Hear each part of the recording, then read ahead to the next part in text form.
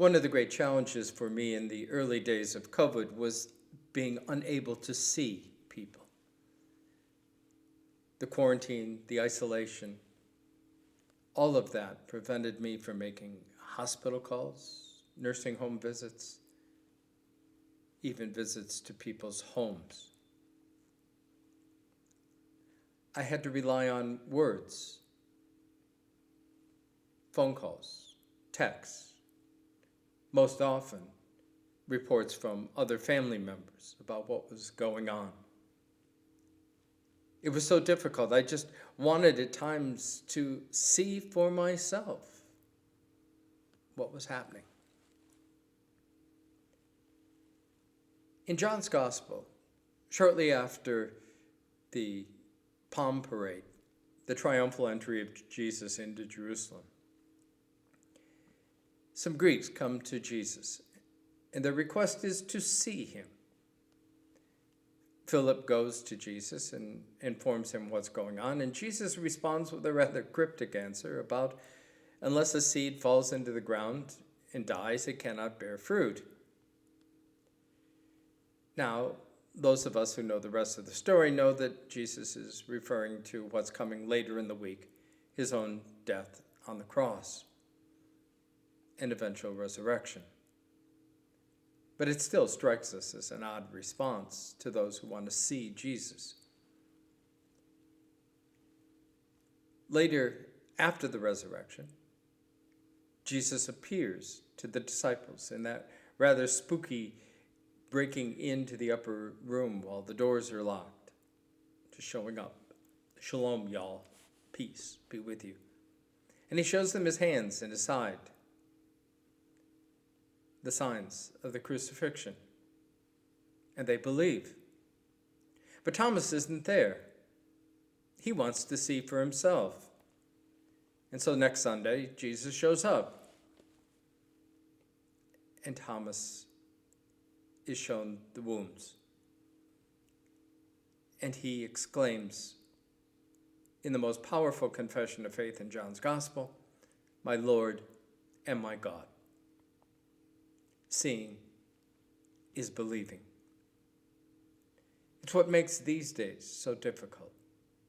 Not just COVID, but the world in general. It is so hard to see Jesus. The presence of God is not self-evident. How do we see Jesus in a world that seems like it's gone mad? Well, the clues Jesus gave us. You want to see me? Look for the wounds. That is where I will be seen best. In the bombed out streets of the Ukraine, in COVID beds, in bloody streets in our cities where violence robs children again and again and again.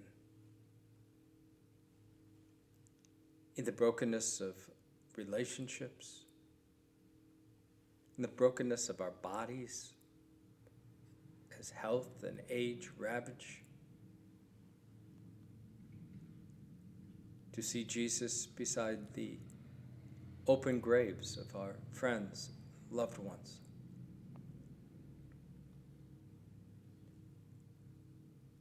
When I think about it, I see Jesus most clearly in those days when I am most vulnerable. When I feel the presence least. When I am least in control.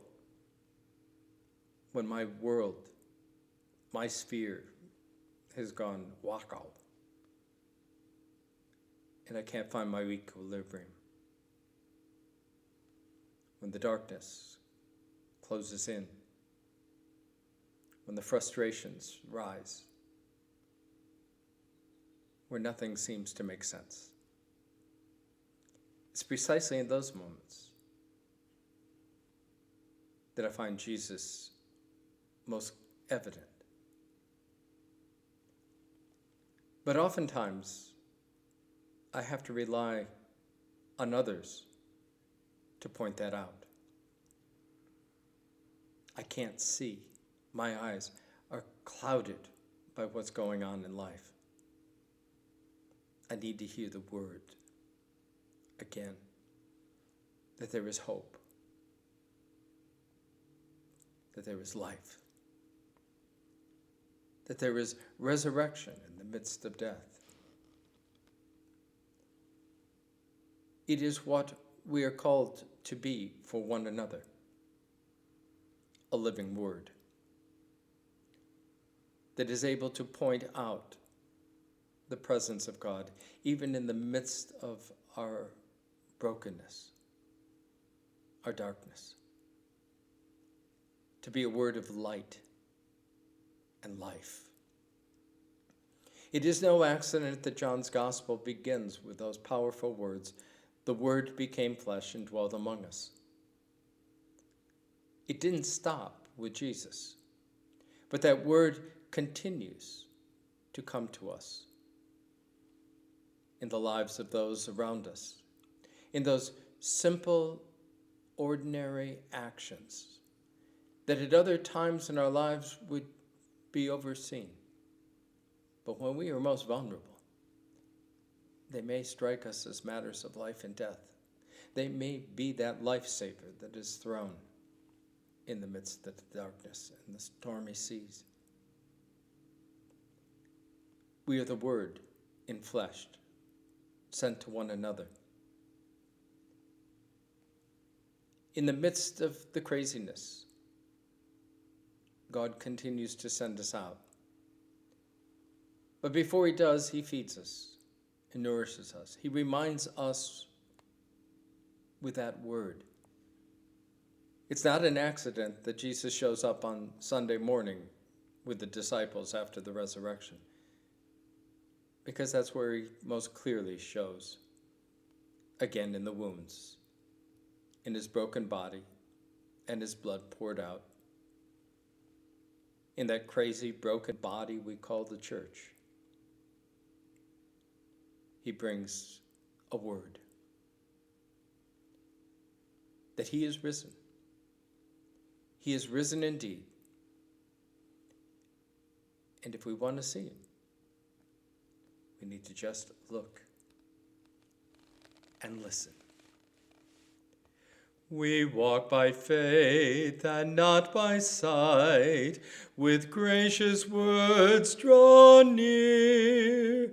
O Christ, who spoke as none e'er spoke, my peace is with you here.